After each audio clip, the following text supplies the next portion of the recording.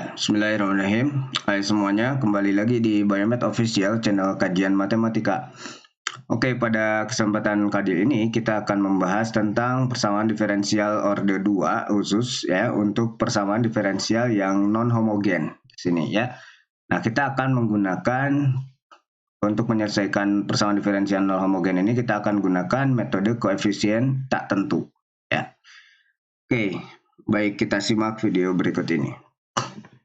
Nah, bentuk umum dari persamaan diferensial non homogen seperti yang sudah dibahas di bentuk awal ya di video sebelumnya. Di sini kita menggunakan y double aksen plus pxy aksen plus gxy sama dengan rx. Nah, di mana karena ini non homogen, yang menjadi tanda dia non homogen itu adalah di sini variabel rx-nya ini itu tidak sama dengan 0, sehingga persamaan diferensial ini disebut sebagai persamaan diferensial yang non homogen. Kalau Rx-nya di sini 0, Rx-nya di sini 0, maka dia disebut sebagai persamaan diferensial homogen yang solusinya sudah dibahas di video sebelumnya. Pada saat koefisiennya konstan. Nah, untuk persamaan diferensial non homogen di sini solusi totalnya atau solusi umumnya ya, solusi umum di sini bentuknya adalah y sama dengan yh ditambah dengan yp. Nah, YH itu apa? YH itu di sini adalah solusi homogennya. Jadi nanti di solusi non homogen ini kita lakukan dua tahap ya. Pertama, kita lakukan tahap untuk mencari solusi dari persamaan diferensial homogen dengan cara ya ini kita buat 0 ya. Ini dinolkan, nanti kita gunakan metode pencarian persamaan solusi dari persamaan diferensial yang homogen seperti yang sudah dibahas di video sebelumnya.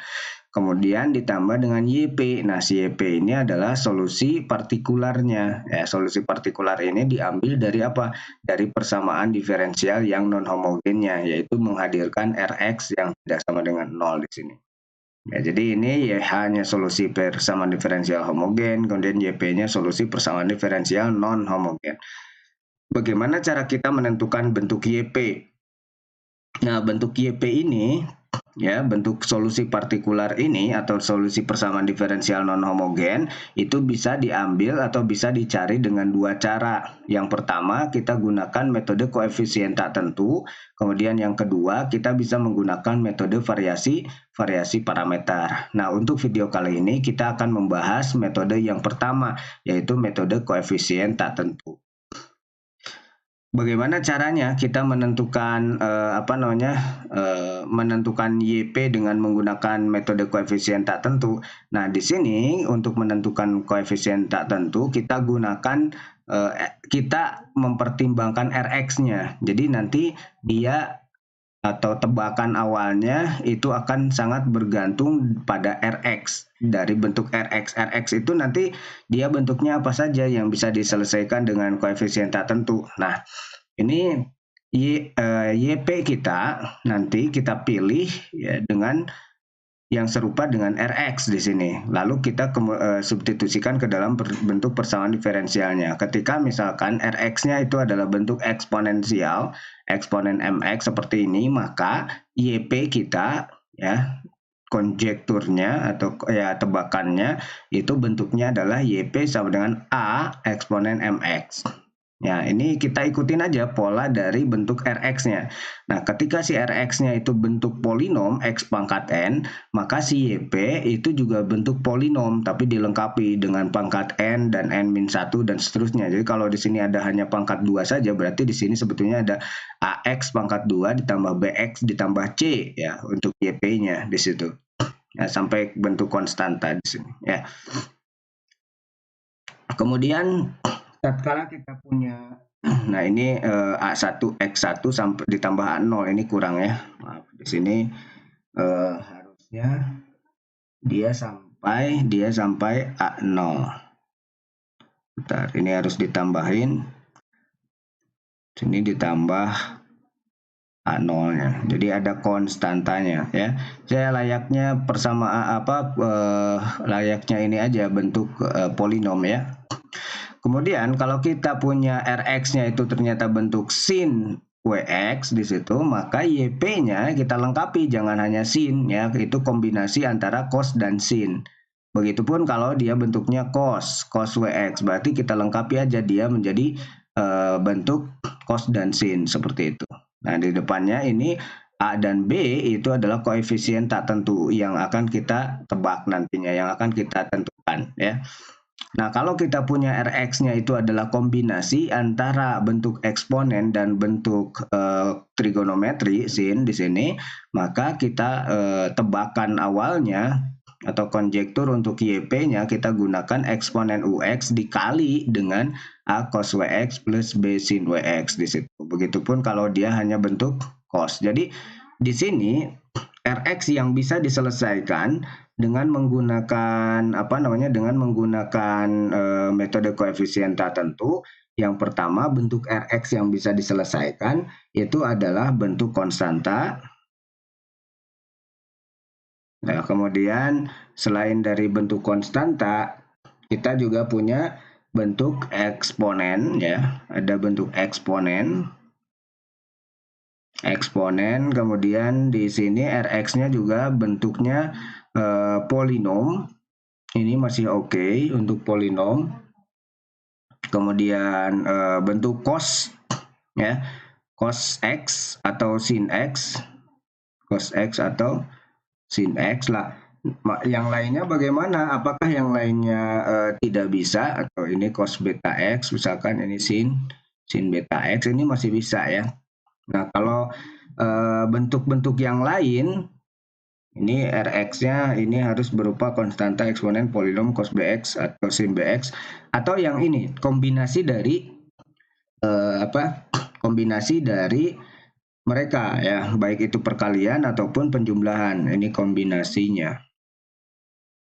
Kombinasi dari begitu ya. Ini kombinasi dari fungsi-fungsi di atas.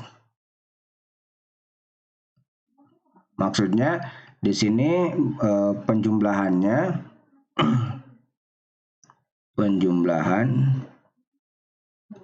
ya, ataupun perkaliannya. Jadi kalau seperti ini kan ada perkalian ya. Ini adalah bentuk dari eksponen dan bentuk cos di sini ya, Rx sin di sini ya. Bentuk dari eksponen dan bentuk dari sin ataupun bentuk eksponen perkalian dengan bentuk cos. Nah, di situ kita ambilnya nanti bentuk YP-nya akan berbentuk seperti ini ya. Lalu setelah kita punya tebakan YP, diapakan? Setelah kita punya tebakan YP, kita substitusikan saja ke dalam bentuk persamaan diferensialnya, sehingga nanti kita akan memperoleh beberapa persamaan yang bisa diselesaikan. Ya, nantinya akan menjadi sistem persamaan linier, dan di situ kita punya konstanta yang bisa diselesaikan di situ ya. Nah, ada beberapa catatan yang harus diperhatikan ketika kita punya bentuk Rx-nya ya, bentuk partikularnya atau solusi partikular, tebakan dari solusi partikularnya itu ternyata muncul pada solusi homogen ya. Kita selesaikan solusi homogen dan ternyata di homogen itu ada bentuknya. Nah, maka yang kita lakukan di situ kita gunakan teknik akar kembar ya. Jadi di situ kalau ada yang bentuknya sama dengan solusi homogen, solusi partikularnya, maka kita kalikan saja solusi khususnya dengan faktor X. Nah, kalau misalkan ternyata masih ada lagi di dalam solusi partikularnya, ya, maka kita kalikan lagi dengan X kuadrat, sehingga di situ tidak memuat lagi solusi homogennya. Jadi tidak ada yang sama dalam solusi homogennya. Oke ya. Nah, ini jadi yang perlu diperhatikan adalah Rx-nya itu berbentuk ini, konstanta eksponen polinom cos beta x sin beta x ataupun kombinasi dari fungsi-fungsi yang sudah ada disebutkan di atas itu ya. Nah, kalau dia tidak merupakan dari yang ini, bukan merupakan fungsi-fungsi yang ini, seperti misalkan ini tangan ya. Misalkan ada fungsi tangan, kemudian ada fungsi ln x ya, ada ln x misalkan ya, si Rx-nya tangan x misalkan yang ini. kemudian Rx-nya itu di sini sama dengan ln X misalkan. Nah, itu sudah tidak bisa diselesaikan lagi dengan menggunakan metode koefisien tak tentu. Lah, lalu seperti apa nanti solusinya kalau tidak bisa digunakan metode koefisien tak tentu? Maka kita gunakan variasi parameter. Ya, sebetulnya variasi parameter itu lebih umum ya. Jadi solusi variasi parameter bisa juga dia menyelesaikan bentuk-bentuk Rx yang bisa diselesaikan dengan metode koefisien tak tentu seperti konstanta, eksponen, polinom, cos beta x, sin beta x itu bisa diselesaikan juga dengan menggunakan variasi parameter. Namun ya untuk solusi untuk metode koefisien tak tentu itu tidak semua fungsi yang bisa diselesaikan dengan metode koefisien tak tentu. Di sini dalam hal ini contohnya adalah tangen x, kemudian ln x, kemudian sin hiperbolik misalkan. Nah, itu tidak bisa diselesaikan dengan menggunakan metode koefisien tak tentu. Baik, kita lihat ilustrasi contohnya seperti apa. Nanti kita bisa tahu cara kerjanya nantinya. Perhatikan, misalkan kita punya bentuk persamaan diferensial seperti ini ya. Ini kita punya bentuk persamaan diferensial y double aksen min 3y aksen ditambah 2y sama dengan eksponen min x. Nah, di sini Rx-nya berupa eksponen ya. Oke. Nah, tapi sebelum kita menebak bentuk partikularnya atau solusi partikularnya, kita terlebih dahulu selesaikan dulu metode solusi untuk persamaan diferensial yang homogennya di sini. Berarti kita di sini bentuk ini kita buat dulu dalam solusi dalam homogennya y double aksen, kemudian dikurangi dengan 3y aksen ya ditambah dengan 2y ini sama dengan 0. Jadi kita selesaikan dulu bentuk ini ya. Nah, kalau kita selesaikan bentuk ini, kita akan menggunakan metode yang sebelumnya. Berarti kita gunakan persamaan karakteristik. Nah, persamaan karakteristik yang berkorespondensi dengan ini, kita punya apa? Persamaan karakteristiknya adalah dari sini R kuadrat dikurangi dengan 3R ditambah dengan 2 sama dengan 0 kan. Nah, di mana ini kita bisa faktorkan menjadi R-1 dan dikali dengan R-2 sama dengan 0. Nah, ini berarti kasus akar real dan berbeda ya. Ini akarnya akar real dan berbeda karena kita di sini punya apa? Akar-akar karakteristiknya adalah R1 sama dengan 1 dari sini dan R2-nya sama dengan 2.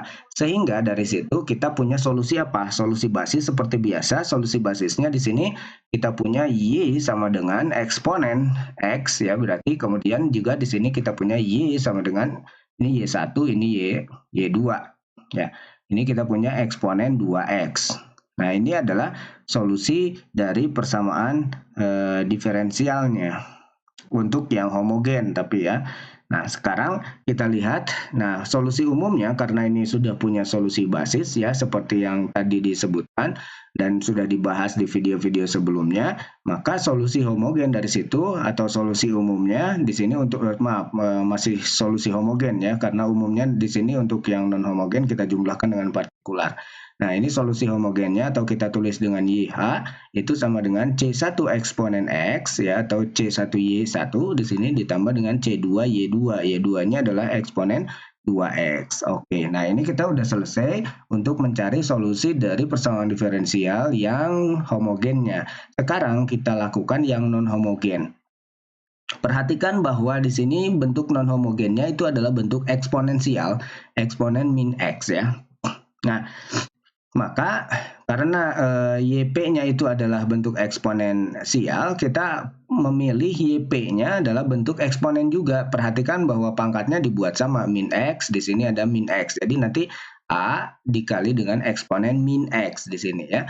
Nah, di situ baru nanti kita turunkan ini dari YP yang kita tebak ya, YP yang tebakan kita ini berbentuk yang ini kita turunkan ya sesuai dengan yang dibutuhkan. Di sini ada orde 2 berarti dia kita turunkan sampai turunan kedua. Ini kalau A eksponen min X diturunkan perturunan pertamanya adalah min A eksponen min X dan turunan keduanya ini kan jadi min lagi ke situ. Jadi kita punya A eksponen min X. Lalu kita substitusikan ke dalam bentuk persamaan diferensialnya di situ ya.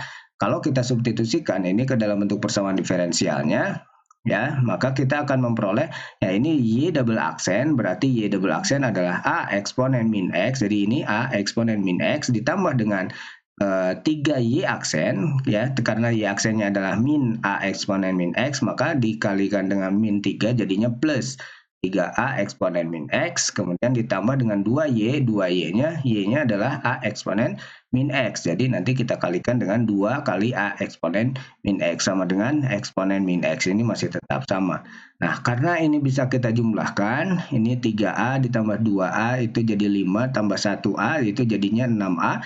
Maka kita memperoleh di sini 6A eksponen min X sama dengan eksponen min X. Jadi kita tahu di situ nilai A-nya berapa ya. A-nya sama dengan 1/6. Sehingga di sini YP-nya sama dengan 1/6 kali eksponen min X ya. Oke, nah sekarang karena kita sudah mempunyai YP-nya di sini, kemudian punya YH-nya, maka solusi umum dari persamaan diferensial yang non homogen di sini adalah penjumlahan antara solusi homogen dengan solusi partikular. Ini adalah solusi homogennya, jadi di sini ini solusi homogen ditambah dengan solusi partikular. Ini YH ditambah dengan YP. Nah, itu adalah ilustrasi untuk mencari solusi dari persamaan diferensial yang non homogen dengan menggunakan metode koefisien tak tentu ya.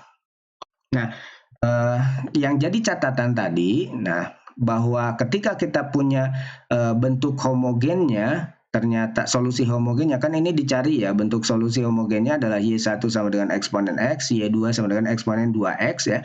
Ternyata misalkan di sini ada bentuk Rx-nya itu merupakan kelipatan dari bentuk eksponen bentuk solusi homogennya gitu. Misalkan di sini ada eksponen X gitu. Nah, maka tebakan awalnya jangan untuk solusi non homogennya jangan A eksponen X nantinya ya. Atau misalkan di sini adanya ternyata eksponen 2x gitu ya, karena di sini ada solusi homogennya eksponen 2x ya. Kemudian Rx-nya juga misalkan bentuknya adalah eksponen 2x, maka tebakan awalnya jangan A eksponen 2x di situ. Kenapa? Karena nanti dia tidak akan bebas linier ya. Kita punya bebas linier itu ya.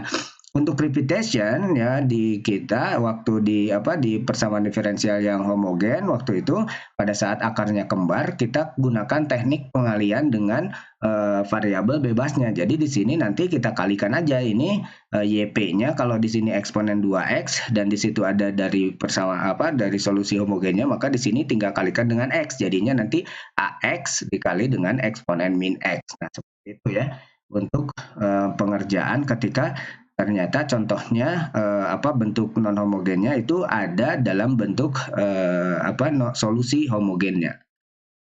Oke, kita lihat contoh berikutnya yang tipe trigonometri misalkan. Contoh, kita punya persamaan diferensial yang sama di sini y double aksen min 3y aksen plus 2y, tapi bagian Rx-nya berbeda. Di sini ada cos x ya. Nah, kalau kita punya di sini adalah cos X, maka pertama ya sama seperti yang tadi kita lakukan dulu pencarian untuk solusi homogennya di sini. Jadi solusi homogennya adalah Y double aksen min 3Y aksen plus 2Y sama dengan 0 kan di situ. Nah, sehingga kita punya persamaan karakteristik seperti tadi, R kuadrat min 3R plus 2 itu sama dengan 0 kalau kita faktorkan jadi seperti ini, sehingga kita punya akar-akar persamaan karakteristiknya itu adalah R1 sama dengan 1, kemudian R2-nya sama dengan 2 di situ ya. Oke. Nah, dari situ kita langsung aja ke dalam solusi homogennya. Jadi solusi homogennya kita punya YH itu sama dengan C1 eksponen X ditambah dengan C2 eksponen 2X di situ ya. Nah, kita punya di sini adalah solusi homogen ya, solusi homogen di sini YH-nya. Nah, maka langkah selanjutnya adalah mencari bentuk partikularnya. Di sini karena bentuk partikularnya adalah cos X ya, maka tebakan awal untuk solusi partikularnya kita gunakan ini sama dengan yang di tabel ya. Kalau cos X berarti di sini YP-nya sama dengan A cos X ditambah dengan B sin X gitu ya. Nah, ini bentuk YP-nya. Lalu selanjutnya kita substitusikan bentuk ini yang dianggap sebagai solusi, kita substitusikan ke dalam persamaan diferensialnya. Di sini kita punya orde 2, jadi kita turunkan sampai orde 2. Nah, kalau orde tinggi, misalkan orde 3, 4, dan seterusnya, maka kamu sesuaikan aja ya YP-nya itu dengan orde dengan turunan-turunan yang dibutuhkan. Di sini YP-nya sama dengan A cos X ditambah dengan B sin X, sehingga turunan dari YP, turunan pertamanya adalah min A sin X ditambah dengan B cos X, dan turunan keduanya itu adalah min A cos X dikurangi dengan B B sin X di situ. Lalu ini kita substitusikan ke dalam bentuk persamaan diferensialnya. Di sini YP double aksen, jadi di sini Y aksen dikurangi dengan nanti ini min A cos X min B sin X dikurangi dengan 3 kali ini, kemudian ditambah dengan 2 kali YP yang ini ya, cos X ditambah B sin X. Oke, sehingga kita mempunyai persamaan diferensial yang seperti ini ya. Ini 3 kalinya Y aksen, ini Y aksen, ini 2 kali Y di sini, dan ini adalah Y double aksennya. Oke, nah lalu diapakan? Ya kita jalankan, kita kolek ini misalkan ke cos ya. Kita jalankan ini, kita kolek dia ke cos X, jadinya kita punya min 3B ditambah A, ditambah dengan 3A plus B sin X. Perhatikan di ruas kanan, ya ini tidak ada sin X ya, berarti kita punya 3A plus B itu sama dengan 0, karena di sini kan nggak ada ya. Kemudian kita punya min 3B ditambah 1A, ini adalah 1 di sini sama dengan 1, sama dengan cos X di sini ya. Ini cos X berarti di sini di depan cos X itu ada 1 kan, sehingga kita punya apa? Persamaan jadinya ya. Persamaan linear, sistem persamaan linearnya yang kita peroleh dari sini adalah min 3B ditambah A, itu sama dengan 1 karena dari cos ini komponennya, dan 3A ditambah B ini salah, ini sama dengan 0 ya. Oke, ini salah, ini kita buat, ini sama dengan 0. Oke, jadi 3A plus B-nya sama dengan 0 karena di ruas kanan ini tidak memiliki sin X ya. Oke, nah kalau kita selesaikan sistem ini, sistem persamaan sistem persamaan linear ini, min 3B ditambah A sama dengan 1 dan 3A ditambah B sama dengan 0, ya kita bisa gunakan metode substitusi eliminasi ya, maka kita akan memperoleh A-nya sama dengan 1/10 dan B-nya adalah min 3/10. Atau kalau banyak variabelnya, kita bisa gunakan operasi baris elementer ya. Nah kalau ini cukup karena 2 ya, cukup kita gunakan kita cukup menggunakan eliminasi substitusi. Contoh seperti ini kita tunjukkan aja di sini ya. Ini ada 3A ditambah dengan B itu sama dengan 0. Lalu kita gunakan yang ini kita tulis A aja ya di sini. Jadi ini A ya dikurangi dengan 3B. Ini sama dengan 1 ya. Berarti ini kita mau samakan penyebut, misalkan kita mau membuang yang B misalkan ya. Jadi nanti di sini kita kali 3 aja. Yang ini kali 1, yang ini kita kalikan 3 ya. Sehingga kita punya di sini 3A ditambah dengan B itu sama dengan 0. Kemudian yang ini adalah 3A lagi ya, dikurangi dengan ini kebalik ya. Oh ya, kita mau buat ini berarti kita mau buat A-nya, malah ini A-nya yang dihilangkan, nggak apa-apa, bolehlah.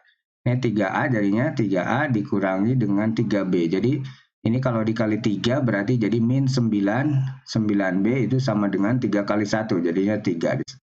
Oke, karena ini yang samanya adalah yang A, maka kita eliminasi saja bagian A. Jadi ini kita kurangi ya. Jadi B dikurangi min 9B adalah 10B.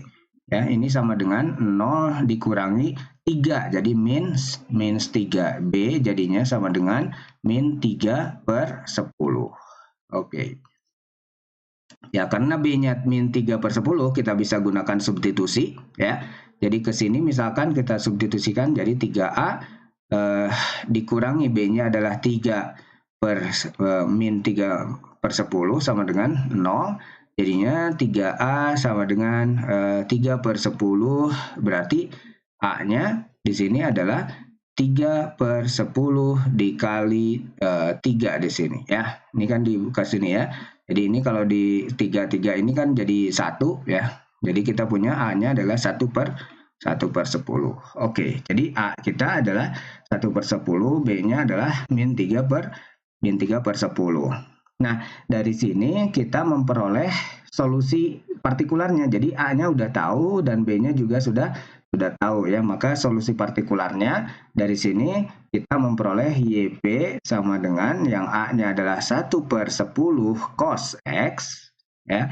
Kemudian min B-nya kita udah tahu ya, B di sini min 3/10 sin X jadinya. Nah, ini adalah solusi YP-nya. Lalu solusi umum itu kan adalah Y sama dengan solusi homogen ditambah dengan solusi partikular ya. Jadi kita akan memperoleh di sini Y sama dengan ini adalah solusi homogennya sampai sini YH. Kemudian yang dari plus 10 cos X dikurangi dengan 3/10 sin X, ini adalah YP-nya, solusi partikularnya. Oke, nah itu ya yang dimaksud dengan mencari solusi homogen, mencari solusi non homogen dengan menggunakan metode koefisien tak tentu. Nah, di video sebelumnya mungkin kita punya bisa diulang kalau kalau belum melihat ya, bisa dilihat di video sebelumnya kita membahas tentang prinsip superposisi untuk metode koefisien untuk solusi non homogen ya. Maksudnya seperti ini. Jadi kalau kita punya persamaan diferensialnya Y double aksen min 3Y aksen plus 2Y sama dengan eksponen X ditambah dengan cos X. Nah, maka kita bisa gunakan atau kita bisa selesaikan satu persatu seperti yang tadi ya. Y double aksen min 3Y aksen plus 2Y eksponen X, berarti kan dari sini kita sudah punya solusi ya. Solusi untuk yang sampai eksponen X itu YP-nya berapa? YP1 berarti dari sini kan bentuknya yang ini ya, 1/6 eksponen min X. Ya, di situ min X. Lalu kita selesaikan lagi yang kedua, Y double aksen min 3Y aksen plus 2Y sama dengan cos X. Jadi ya, dari ini kan waktu itu adalah G1-nya, G1X-nya, yang ini adalah G2X-nya. Sehingga nanti kita punya YP1 dari G1, kemudian YP2 ya, YP2 dari G2. YP2-nya berarti yang ini kan, kita punya yang tadi yang kita selesaikan 1/10 cos X ya, dikurangi dengan 3/10 sin X ya. Jadi kalau kita punya bentuk persamaan diferensialnya suku non homogennya ternyata penjumlahan seperti ini, misalkan ini plus lagi, nah itu kita bisa gunakan satu persatu saja mencarinya, sehingga nanti solusi umumnya ini adalah solusi homogennya. Ya, ini adalah solusi homogen YH. Kemudian yang ini adalah solusi partikular yang pertama YP1. Kemudian yang ini adalah solusi partikular yang kedua YP2. Nah, itu yang dimaksud dengan prinsip superposisi dari solusi yang non homogen. Prinsip superposisinya di sini YP sama dengan YP1 ditambah dengan YP2. Sehingga nanti di sini solusi umum bentuknya seperti biasa, Y sama dengan YH ditambah dengan YP kan. Jadi nanti kita akan memperoleh bentuk yang seperti ini nantinya. Oke, nah itu cara untuk menyelesaikan persamaan diferensial non homogen dengan metode koefisien tak tentu.